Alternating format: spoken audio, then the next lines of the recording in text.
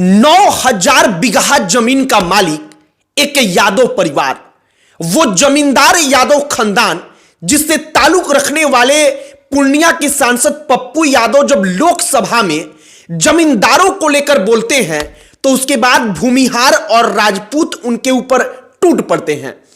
सवाल पूछने वाले कहते हैं कि अगर भूमिहार राजपूत जमींदारों ने दलाली की और दलाली करके अंग्रेजों का जमीन उन्होंने लिया है तो आखिरकार पप्पू यादव के पास 9,000 बीघा का जमीन कैसे आया?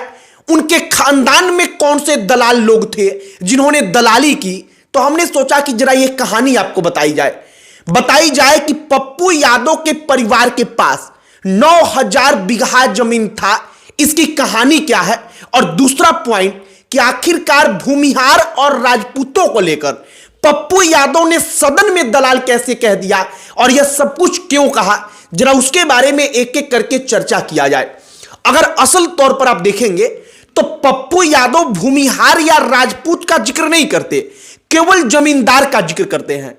लेकिन चूंकि इसके पहले कई दफा जो पप्पू यादव और विपक्ष के कई सारे नेता हैं वो भूमिहारों और राजपूतों को लेकर कहते रहे हैं कि इन्होंने अंग्रेजों की चापलूसी की, दलाली की तो इनको जमीन मिला।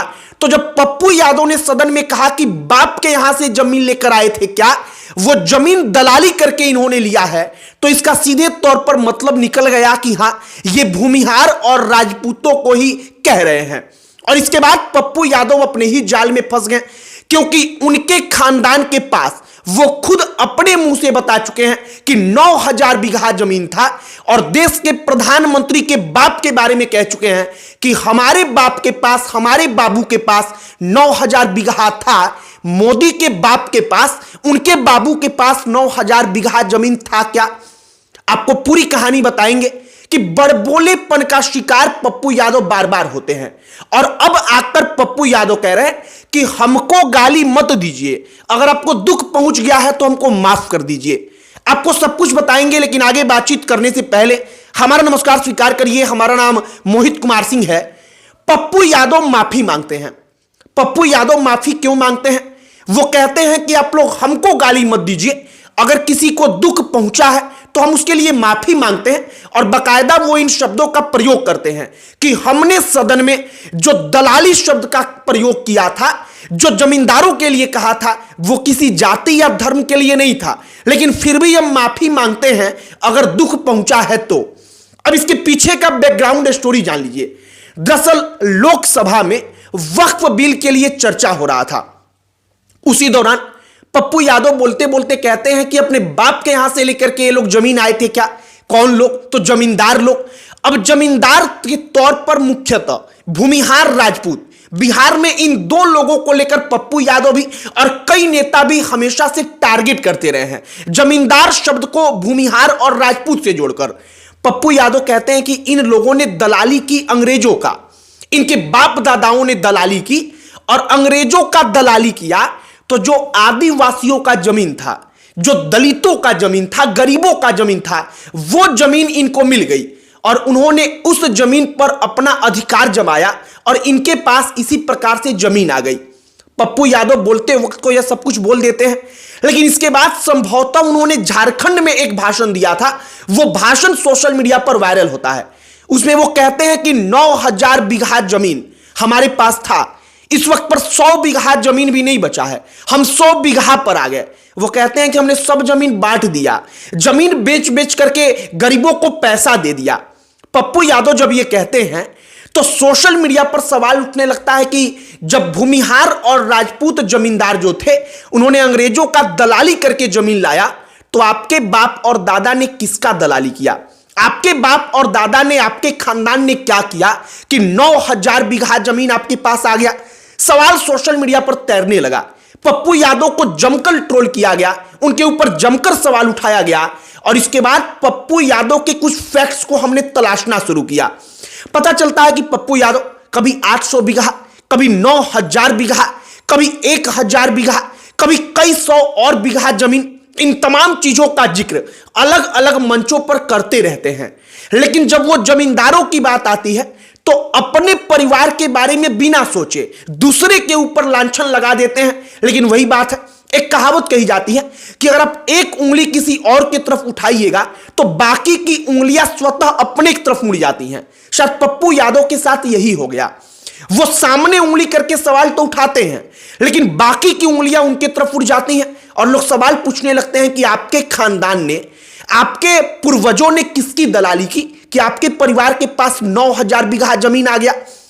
अब पप्पू यादव कितने बड़बोले नेता हैं, आप इसका अंदाजा इसी बात से लगाइए कि भारत के प्रधानमंत्री के बाप को, बाबू को वो कहते हैं, बाप को, बाबू शब्द का वो प्रयोग करते हैं बाप के लिए। वो कहते हैं कि उनके बाप के पास था क्या इतना, नहीं था, मेरे बाप के पास था उतना।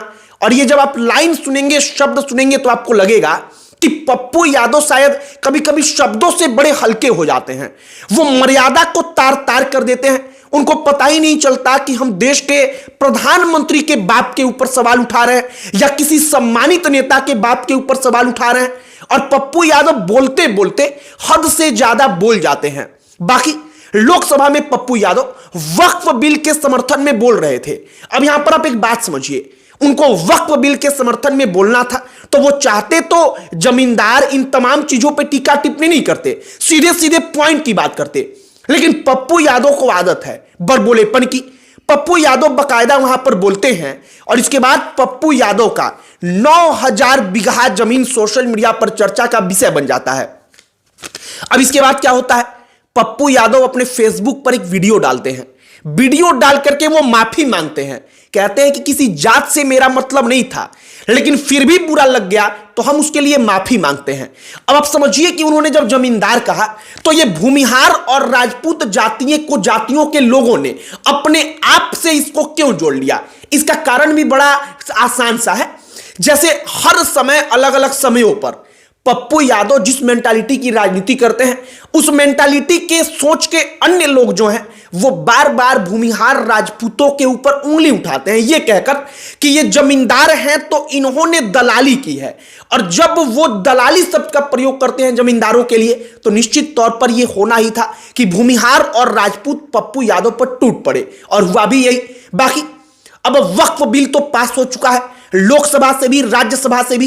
पप्पू यादव उसको नहीं रोक पाए, लेकिन अंततः उन्होंने जो उस वक्त पर बोला उसके लिए अब माफी मांगते फिर रहे हैं। बाकी 9000 बीघा जमीन जो पप्पू यादव के खानदान के पास था, वो एक्चुअल डेटा कितना था हमें नहीं पता, लेकिन हां हमें इतना पता है कि पप्पू यादव के दादा, उनके पिता ये जमींदार परिवार से ताल्लुक रखते हैं। ये जमींदार परिवार से थे। पप्पू यादव जब बचपन में थे, उनके दादा थे, उस वक्त पर उनके यहां हाथियां हुआ करती थी, घोड़े हुआ करते थे, और ये तमाम चीजें उस वक्त पर जमींदारी की निशानी थी। वो जमींदार थे उस क्षेत्र के, और पप्पू यादव बकायदा इसको ग्लोरीफाई करते हैं समय आने पर, उसको बताते हैं बड़ा गर्व के साथ। लेकिन जब वहीं पर कुछ उनको फायदा दिखता है तो उसी जमींदारों को वो गाली देने से भी परहेज नहीं करते, और इसके बाद आकर कहते हैं कि हमको अब गाली मत दीजिए, माफ कर दीजिए, हमसे गलती हो गई। बाकी हमने पूरी कहानी आपको बताई है, आपकी इस पर क्या प्रतिक्रिया है कमेंट बॉक्स में लिखकर बताइएगा। अन्य कोई टॉपिक जिस पर आप चाहते हो कि हम वीडियो बनाएं तो उसे भी कमेंट बॉक्स में लिखकर बताइएगा। हमारा पूरा प्रयास होगा कि हम उस पर वीडियो बनाएं। अंत में हमारा परिचय, हमारा नाम मोहित कुमार सिंह है। बहुत बहुत धन्यवाद।